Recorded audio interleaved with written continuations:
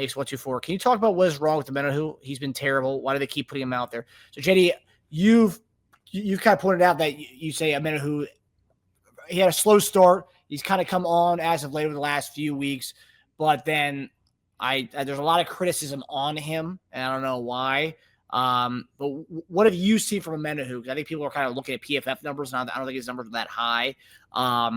Which, you and I kind of scoff at PFF. But what have you seen from Omenihu? And do you see why some people are saying he hasn't looked the best? I don't know. I mean, certain plays can be glaring for a guy, right? So maybe he didn't get a pass rush, and then all of a sudden he got hit, knocked down on the ground. Didn't look like he had a good pass rush, and so sometimes it stick out the guy's eyes. But what I see on film is Omenihu actually getting some. He's getting up there. He's getting some push. Okay, he's creating some type of pressure. He's gotten some sacks in these last few weeks. Matter of fact, he was back to back at the games. I think he had sacks, and so those are the things you're looking for him to build on. And it's one of the things I wanted to talk to Mike about was how good this line is with, the Bills. Okay, there's some big boys up there. Them jokers right there, they monsters for a reason. You see them suckers walking around, man. Them jokers look like, like Sasquatches. These are some big jokers. I could tell. I'm like, look, I'm a big dude. When I'm looking out on the field, I'm like, yo, this sucker right here is a big guy. All right, big, recognized big. Okay, But that being said, there could be times that for him, he could disappear. But he's getting double teamed. There's times he's getting double teamed too and getting chipped. Teams are still doing this. So we're looking for him, that's what I'm saying, to be dominant each and every play. And maybe he's not dominant each and every play. But he does come in and Omenihu doesn't give up. I will say it about Omenihu. That joker right there, man, brings it each and every time. Okay? That's one thing you could guarantee. He's out on the field, he's coming with something. Okay, he's going to try to make the play, like all the guys are trying to do, but he's going to give extra effort. And sometimes it might get him pushed down because he's giving some extra effort, trying to get to the quarterback. But I think Omenihu's had a pretty good year. Seriously, for me, I think he really has. And we're looking for other guys also too. I'm sitting there saying, well, Omenihu, because of his versatility, he helps out a lot. A defensive tackle and defensive end. He can do those things. Other guys might be compromised. As far as I was saying, man, in the run game last week, it looked like Kalafdis was compromised. He's getting pushed around a lot of different ways. Not just him, it was other guys. So, into the grand scheme of things, you want this to be a unit, the defensive tackles, defensive ends, the defensive line unit to be successful. Okay, you can look at individuals, but you want that unit in itself to be successful with what we do. So I think what we do, it calls for that. It does call for that, Marcus. So.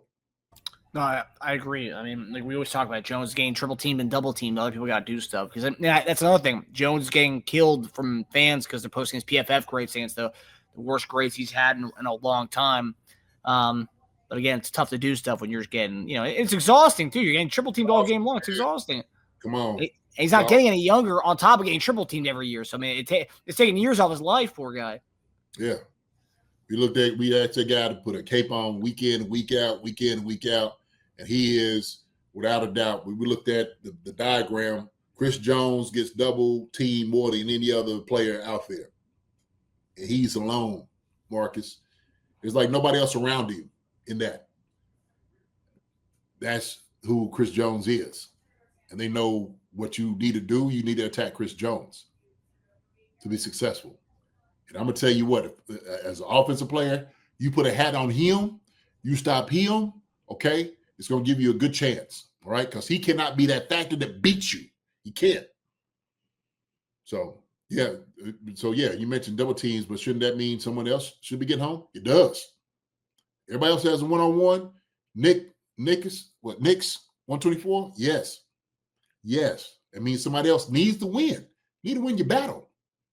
Hey, man, that's Step up. Let's go. Oh, Chris said, man, I'm sure Chris don't have that. Like, I'm out there fighting for my life. I'm getting double, triple team. Y'all guys is one-on-one. Go get home. Go get home. I think that's what he was when we go back to training camp when him and Kalafis kind of got into it. Where Chris was like, hey man, go get 15 sacks. How about you go do that? Don't be okay with where you are. Go get 15 sacks. So it was good. We all pat ourselves on the back, but daggone. You're right. I mean, it's a good point. Kyle Harrison, what about our $20 million a year man, GK, George Karlaftis? I knew that was bad money. I think we knew what we were getting. Look, I was one of those that sung his praises. George Karlaftis is a guy that's a high motor guy. He's gonna come out there, he's gonna be relentless to get to the quarterback. That's who he is.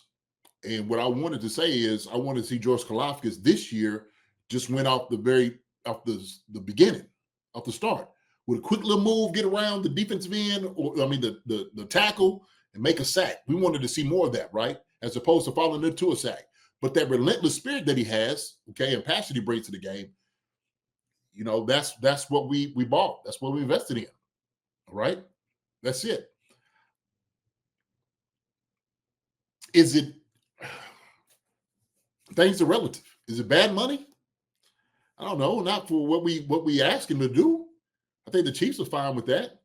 And I'm sure he wanted more sacks off the start. We want to see that too. Nobody shoot. I think that's important. That's important, right? I think George. I believe he's on pace for the most sacks in a season for him. Okay. He's got 5 at the midway point. His career high was 10, I believe. Yeah. So, I mean, 10.5 in 2023. He had 8 last year. So 6, 10.5, 8, and 5 right now. So I think he's on pace to exceed the 10.5. So that's good at least. Yeah. Georgia solid number 2 edge. What do you see? What you see now is what you'll get. Yeah. Yeah. He's not going to get you 18 sacks in the season. That will take initially beating guys off the line of scrimmage immediately. But I think his forte is the relentless spirit of coming down when they try to take off running. Josh Allen, here comes George Karlaftis, right? Falls into it because he's just not going to quit. I tell you what, guys like that I'm just telling you from a player standpoint, guys like that are always hard to block. You hate guys like that. You do. Why? Because you want the guy that's initial pass rush to come in. It's like, okay, if I stifle him, he don't have another move. Okay. Or you keep him for you got a clock in your head. Well, it's just 3, 4, 5. Okay, then he'll kind of give up. He's looking around. George Karlaftis, he's spinning, throwing, hitting you in the chest. You keep going, and you take out running like, oh, my job is done. And all of a sudden, here you go, he makes the tag. You're like, dang, got it. We always wanted that when we played the Bengals a few years ago in the AFC Championship game. I remember we talked about, man, I wish we had a Trey Hendrickson, a guy who's, I'm not comparing Karlaftis to Hendrickson, but as far as the high motor aspect of it, we didn't have a guy like that. To have a high motor guy like Karlaftis, I mean, it brings something that we didn't have before. Yeah, is he a guy who's going to go out and get you 20 sacks a year? No. But it's a guy who's going to bring it on every play, which he does. And like you talked about, I wish he finished more on the quarterback, but again, he's going to give it to you every play. That's something that we just didn't have before with the edge rusher. So we do have that in him. Yeah. And I do think it does, because I'll talk about the criticisms of Veach with the Karlaftis and the D line. Like, sometimes you hit on draft picks, sometimes you don't. And I think I tweeted this from our account yesterday saying that I really do wish that the pick of FAU panned out to this point. I was hoping this year would have been it. Because you think about that, if that pans out, you do have a rotation of solid defensive ends, right? And yes. I mean, FAU was late first round pick, was supposed to be slotted from anywhere from a late first round pick to second round pick. If you give us an added production of a guy who's a 9 to 10 sack guy, I'm not even saying a 20 sack guy, a 9 to 10 sack guy, like that's 9 to 10 more sacks we would have, and just hasn't panned out for whatever reason. And sometimes you're going to hit and miss as a GM. But man, I went, you know what? I went back and I evaluated this film in college. I was evaluating him. I'm just like, yeah, it makes sense. He do that little dance he does, you know. Hey, shoot, I was wanting to see a lot more of that. And for whatever reason, just doesn't come to fruition. You know, we've been patient enough saying, look, we wait, it's gonna be this year, it's gonna be this year, this is what's gonna happen. It's gonna be this year. Yeah. Jared Allen, man, if George could be like him, that's why Jared Allen has what's name? He has a gold jacket. Yeah, we all wish he could be like that. I know Jared Allen will well, you know. Going against him in practice every single day. Well, I'm sure you guys had battles. Oh yeah, Jared was special, man. He was a special guy. He was one of those that could just beat you off. You know, he had a mixed bag of things, not only power but speed, but also too he had great hands, bend, all those different things. Another was just relentless. So he was a combination of all the things we were talking about. He's relentless and had the skill to get 20 sacks. Yeah, good against the run. I mean, he had the full package. Full package, that's for sure. Hi, everybody. Thanks for watching. Subscribe here to get the latest from the show. Also, be sure to check out the best clips from Chief Concerns.